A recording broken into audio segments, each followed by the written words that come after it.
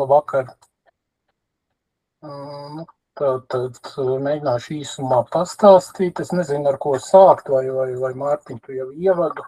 Es pastāstīju, ka Mārtiņš jau ļoti daudz ir stāstījis par šīm L-Sky 7 kamerām, kas pēdējā laikā dažas 3 konkrēti ir uzstādītas Latvijā un viena mums pietuvināta arī Igaunijā, kuru mērķis tad ir filmēt video un mēģināt ieraudzīt šajos video meteorus, un tālāk daudz ko ar to darīt, bet ar galvenais mērķis, acīm redzot, ir gadījumā, ja būs kāds spilgtāks meteors vai bolīds, ja viņš nonāk līdz Zemē, tad mēģināt viņu tur tālāk atrast. Ja es pareizi interpretēju, Mārtiņ, to, ja? Jā, tieši tā. Ja? Lūk, un tās tajās L-Sky 7 stacijās ir arī. Un tagad šīs stacijas kļuva jau 2, un pēc tam 3 sākumā bija doma, ka varbūt vajadzētu kaut kur uzkrāt datus, kas nāk no šīm kamerām, un kaut ko ar viņiem darīt. Un tad es savā brīvajā laikā izdomāju, varbūt es spēju kaut ko te uzrakstīt, savākt tos datus, apkopot, varbūt tālāk attēlot un kaut ko citu ar viņiem darīt. Beigās tas izrādījās, protams, diezgan plaši, jo, kā izrādījās, tad tajā L-Sky 7 sistēmā iebūvētais softs ir ar savām problēmām. Nezinu, vai tieši mūsu stacijās vai vispār izstrādātāji ilgstoši neatbildēja un nerisināja nekādas problēmas. Tur bija daudz kas, ka tur kalibrācija nebija pareiza, meteors nenoteica un tā tālāk. Tad es pamazām sāku mēģināt atkārtot šo sistēmu, izdarīt dažādas lietas, mēģināju atpazīt meteorus, piesaistīt koordinātiem viņus, aprēķināt trajektorijas un tā tālāk. Zināmā mērā tā ir tāda velosipēda izgudrošana, bet es kā amatieris, man zināma interese bija, un es parādīju arī kolēģiem, kaut kādu vajadzību pēc tā, acīm redzot, arī. Lūk, tagad ātrumā parādīšu. Galvenais loks uzkrāja meteoru notikumus. Ko nozīmē meteoru notikums? Tas ir attiecībā pret tām L-Sky 7 kamerām. Tas ir neliels video fragments, kas tiek izgriezts meteora laikā. Parasti viņš ir kāds 2 līdz 5, 6, 7 varbūt sekundes, kas attēlo šo meteoru. Tālāk. Tad šādi ir vairāk, un es viņus šādā tabulā savācu un šādā tabulā apkopoju. Tā tabula, lūk, tad mums ir šeit ir attēls, datums, tad stacijas nosaukums, kameras nosaukums un daudz citu parametru, ko no turienes var iegūt. Šeit var šķirot pēc laika, šķirot pēc stacijas, atlasīt pēc stacijas. Tas viss ir vairāk domāts darbam, ja mēs gribam ātri paskatīties šos te datus. Piemēram, stacija 31, tā mums atrodas Tartu. Es tagad atlasīju, šajā tabulā man ir tikai šīs stacijas dati pašlaik. Tad katra rindiņa atbilst vienam šim ierakstam. Ja es te nospiedīšu šeit iekšā, tad es iegūstu viena ieraksta skatu. Tad kreisajā pusē, es novākšu šos te bumbulīšu, kreisajā pusē, tad labajā pusē vispirms tad ir lūk teikt tas video fragments, es viņu palaižu, te var redzēt, apmēram šajā vietā, tas meteors iet, kreisajā pusē ir grēdots attēls uz maksimāliem pikseļiem katrā vietā. Tas tad parāda šo te meteora ceļu attēlā. Te ir papildus informācija un daudz kas cits. Es arī pats esmu izveidojis kalibrāciju vai piesaisti pie koordinātēm pēc zvaigznēm. Šeit ir viens no piemēriem šajā vietā, un tas tā notiek automātiski, pienākot tad manā sistēmā katram no šiem attēliem. Programma automātiski mēģina atpazīt zvaigznes gadījumā, tas izdodas, tur tiek izsaukts atbilstoši šās kalibrācijas apakšprogrammas, un es mēģināšu tagad ielasīt, iegūst, tad piesait šeit vienkārši attēlots, horizontālo koordinātu režģis, tātad azimuts un augstums virs horizonta, virs horizonta, un te ik pa 1 grādam. Un tad vizuāli, protams, kontrols pēc var nolasīt, bet tālāk algoritmam vajadzētu šeit tad nolasīt katrā no video kadriem, kā tad tas augstums un azimuts ir, un iegūt piesaisti pie katra kadra, un šeit viņš ir attēlots tad ar šādām te bumbiņām. Tas pagaidām manā sistēmā nenotiek automātiski, to es ņemu no Alskai 7 sistēmas, bet tur viņiem ir daudz problēmas, nevienmēr viņiem tas izdodas, tur jādara daudz, kas ar roku un tā tālāk. Ar laiku es noteikti tikšu arī pie automātiskās atpazīšanas šajā vietā. Tad šeit varam paņemt kādu citu datumu. Es paņemšu, atcerēšos 10. aprīlis, manuprāt, tur bija viens spilgtāks meteors. Staciju paņemšu nost, nofiltrēšu, pabrauksim te zemāk. Neatceros, cikos tas bija. Te ir arī dažas citas lietas, lūk, piemēram. Tas ir Ķīpsalas kamerā, numuru 261, tad spilgtāks meteors.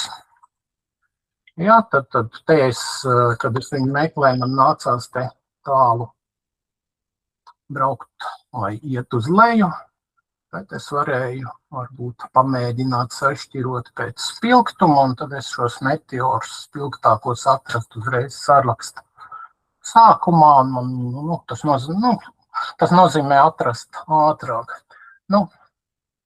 Ja ir nepieciešams pārskatīt, tad šī šķirošanas funkcionalitāte iespējams nodara. Vismaz man, kas interesi pēc šo lieto, tas nodara. Kā citiem, nezinu, es arī nezinu, cik aktīvi kāds cits, kam tas ir iedots to lietot, pagaidām man nav par to ziņu. Tad šis ir saraksts ar ierakstiem. Tas bija tas minimums, ko es pašā sākumā biju iecerējis uztaisīt, vienkārši tāpēc, lai mums būtu kaut kur apkopoti šie te dati kopā, savākti tie video rullīši, attēli un cita informācija, kas šajās Alskai 7 stacijās ir pieejama. Bet ar laiku es izdomāju, ka varbūt iešu solīšu priekšu, kā jau es rādīju, es izveidoju šo te piesaists vai kalibrācijas sistēmu, jo Alskai 7 mūsu stacijās iebūvētai bija zināmas problēmas, tur bija viņa vietām, dažās kamerās bija absolūti nepareizi, dažās nedaudz nepareizi, un kā jau es teicu, tad kaut kā mums nevedās sadarbība ar autoriem, nezinu kāpēc, to Mārtiņš labāk var komentēt, un tāpēc es iecerēju arī šo te veidot tālāk gan šo kalibrāciju, gan šo atpazīšanu, ko es arī tālāk veidošu, gan arī trajektoriju aprēķinu. Nozīmē, ja mums šādi te dati ir vairākās, vismaz 2 stacijās novērot, tad mēs no viņiem varam mēģināt aprēķināt trajektoriju. Un pirmām kārtām mums tie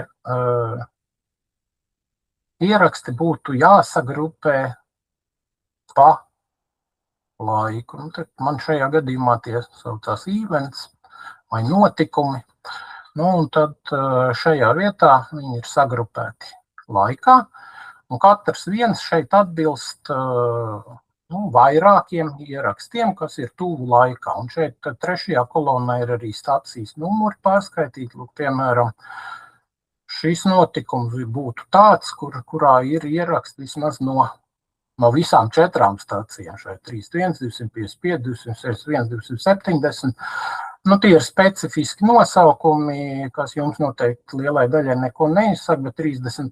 kamera mums 31. stācija atrodas startu Igaunijā, pārējās ar šiem te numuriem ir tad attiecīgi Lielzeltiņos, Rīgā, Ķīpsalā un Burtniekos. Lūk, tad, piemēram, 10. aprīlī apmēram 22:57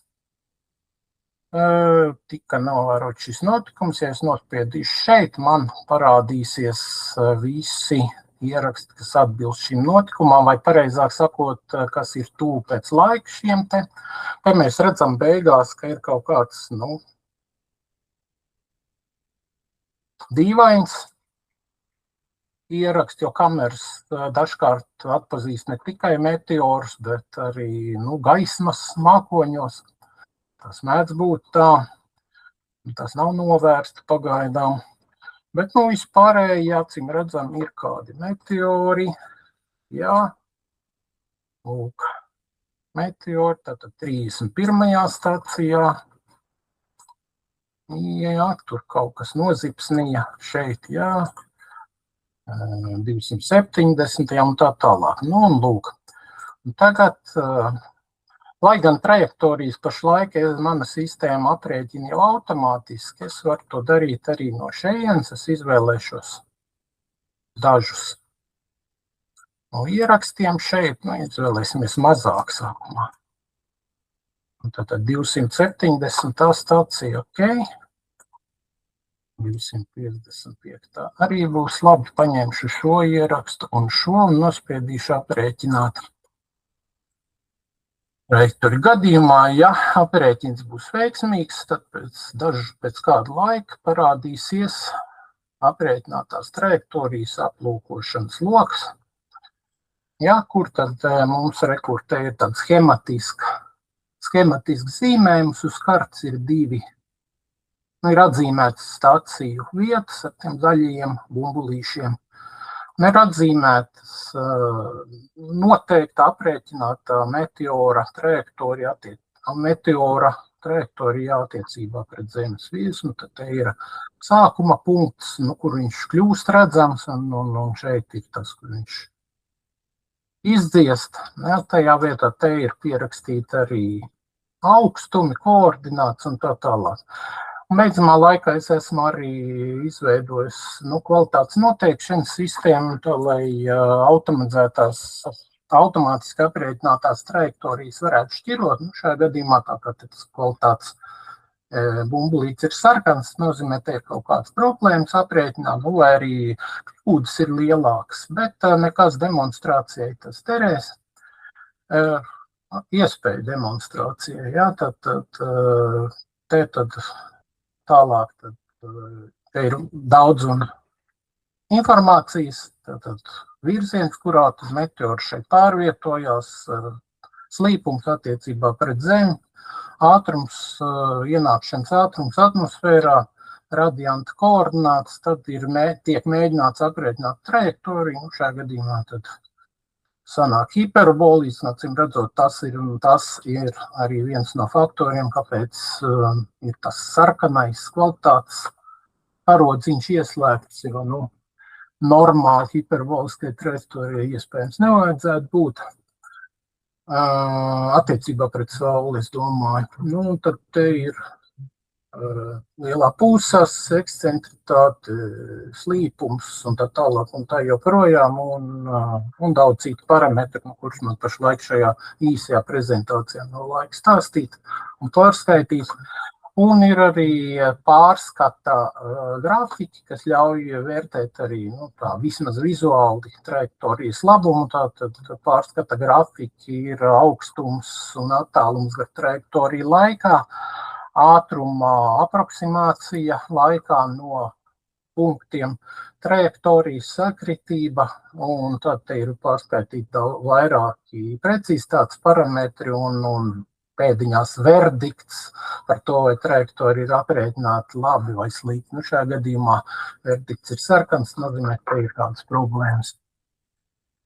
Tā, to es parādītu aprēķinu daļu, bet tālāk tās trajektorijas ir arī apkopojošā tabulā. Šajā vietā, es uzliku šeit citu datumu, citu periodu uzliksim. Visu pieņemsim, visu mēs nerādīsim, bet filtrēšu. Jā, un tad šeit arī tabulas formā ir apkopot visu šīs trajektorijas, tā skaitā te ir arī tas mans minētais kvalitātes karodziņš vai bumbulītis. Parametri, orbītas, ilgums, precizitātes parametri un tā tālāk. Tas nozīmē, ka es katrā no viņiem varētu ieiet, es atšķirošu, pieņemsim tos labākos zaļos un pamēģināsim atrast kādu trajektoriju. Tad, ja es atceros, tad 22.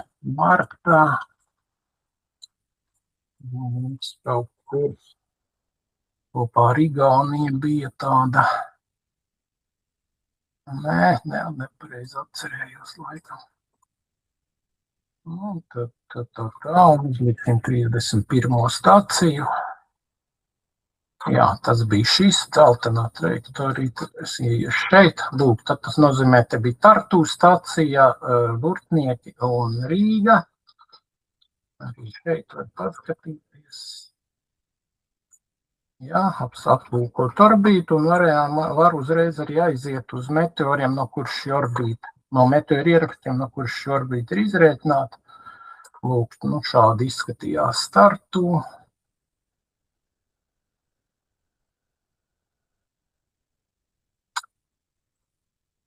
Jā, šādi izskatījās Burtniekos.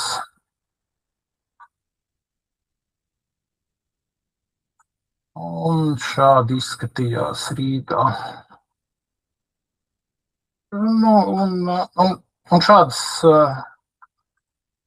iespējas aiziet no viena loga uz otru ir daudzas. Es viņas te visas nevarēšu pārskaitīt ātrumā. Bet, tad, ja kāds ir ieinteresēts to lietot, tad droši vien to var tālāk ierādīt. Un pašās beigās, kā lai netērētu laiku, ļoti īsi mēģinu to rādīt, es uzlikšu to. Bez visu tā, pirms tam, es atvainojos, es mazliet aizmirsu vienu lietu, ko es gribēju parādīt. Tātad šeit bez tā visa var veidot KML failu, tas ir un ielasīt Google Earth programmā, es nezinu, vai tagad tā nevarēs jau redzēt, tāpēc, ka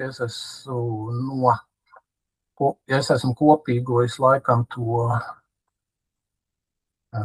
ekrānu, tikai to logu, kurā ir pārlūks. Labi, tad to es tagad nerādīšu, bet jebkurā gadījumā var izvadīt failā šo te aprēķinu tālākai vizualizācijai citās programmās.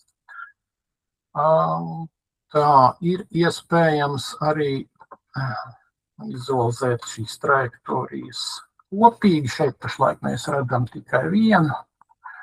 Mēs varam redzēt arī vairākas kopā. Lūk. Un, lai nobeigtu es demonstrāciju, vismaz programmas, es uzliku tagad,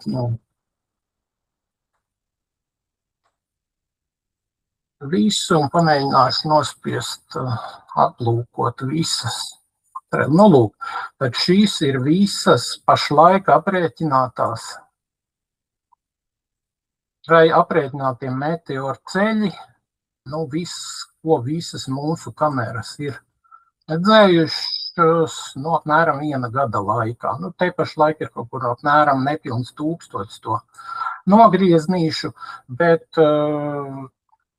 noteikti ir iespējams iegūt vēl apmēram tikpat vai pusi no tā, jo, kā jau es teicu, Alskai 7 stacijas nepilnībā visus datus spēja apstrādāt, un tie video mums ir, bet stacijās iebūvētā programmatūra nav atstrādājusi, tad nozīmē, ka, es domāju, ka mēs varam iegūt arī vairāk. Tas apmēram dod pārskatu par to, ko tad mēs esam ar mūsu kamerām pēdiņās redzējuši meteorus no kurām vietām. Nu jā, man ir arī tālākās ieceres. Es pašlaik savā sistēmā spēju ievadīt arī datus no citām sistēmām, vai vismaz es esmu iesācis to darīt. Jā. Un šeit es jums parādīšu. Liels paldies Ingvaram Tomsonam, viņš man iedeva 2 savu meteoru stācijas video. Šeit ir arī šie 2 zaļie aplīši, Ingvara stācija atrašanās vietas. Un es arī esmu jau aprēķinājis trajektoriju vienā kā vienu piemēru. Jā, un tad, ja mēs aplūkosim meteorus, tad pirmie 3 nāk no mūsu Alskai 7 stacijām, bet šie 2 ir Ingvara meteoru kameras uzņemtie meteori. Tās laikam lielāks mazliet bremzē, lai viņi parādītu.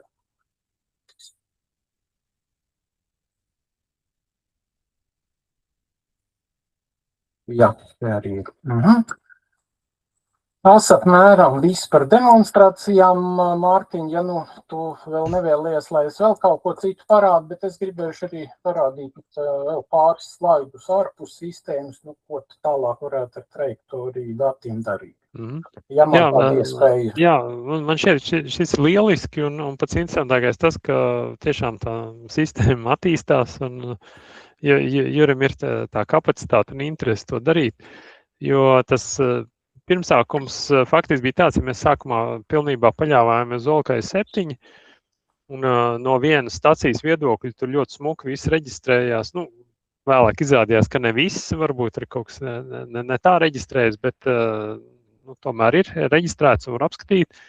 Bet tad, kad pienāca tāds realitātes brīdis šī gada janvārī, esam novērojuši notikumu un pēkšņi mēs sapratām, ka mums nav pašiem savu tehnisku līdzekļu un mums ir jāprasa kādam citam palīdzēt mums izrēķināt trajektoriju un kas ir noticis, tad tā radās zinām secinājumi, ka vajag arī pašiem mēģināt to attīstīt. Mēs, protams, tā uzreiz jau nedomājam, ka būs tik visaptvaroša sistēma tik ātrā laikā, bet tiešām tagad mēs esam stipri gatavāki gaidīt nākamo bolīdu un tā skaitā būs jārēķina tas maksimālais dinamiskais spiediens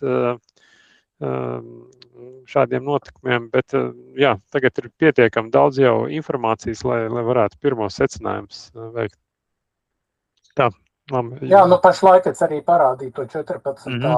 janvāra bolīdu, kuru gan Alskai 7 stacijas automātiski nebija noteikušies. Es ar rokām savācu tos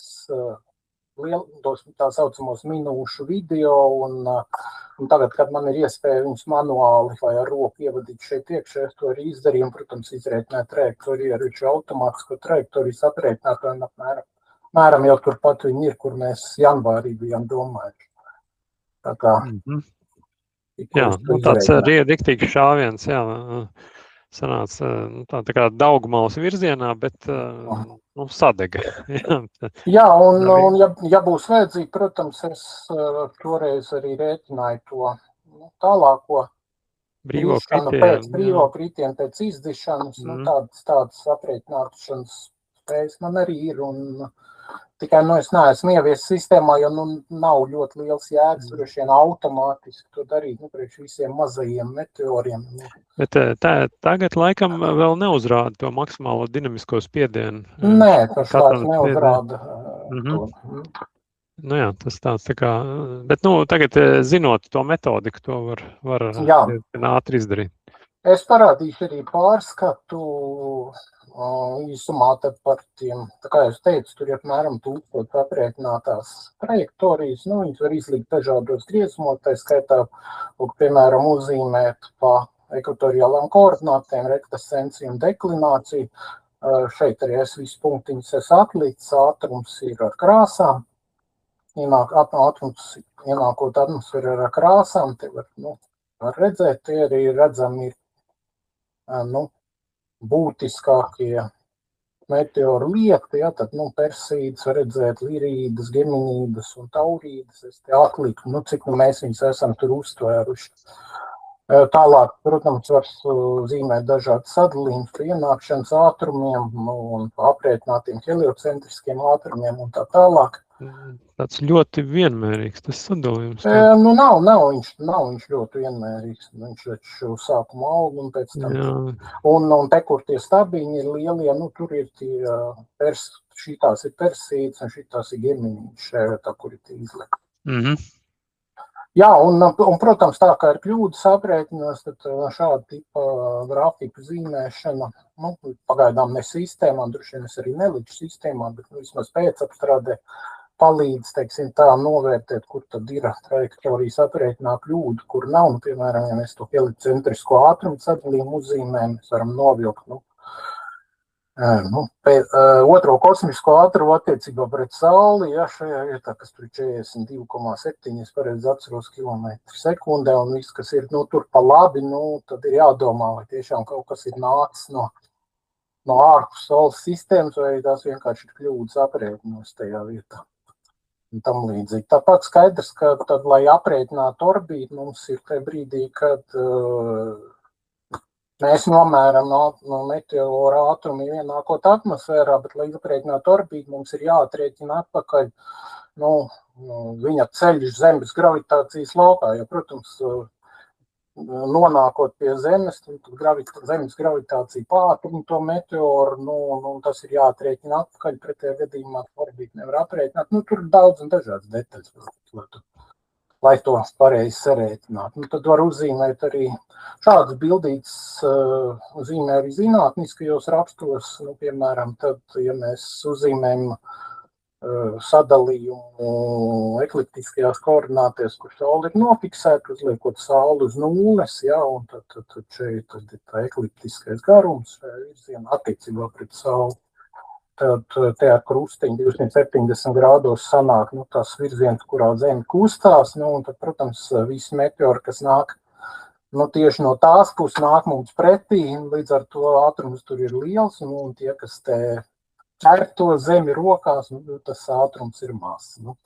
Tās bildītes it kā ir pašsaprotams, bet arī nopietnos žurnālos un šādi tipa, vien ar citātu uzlikt vienu bildīti, šādas bildītes, protams, arī tiek zīmēts. Interesanti arī, ka amatieri vienkārši ar savām netik precīzajām kamerām arī kaut ko tādu mēs varam redzēt un salikt, apkopot un uzzīmēt. Mēram tā, paldies!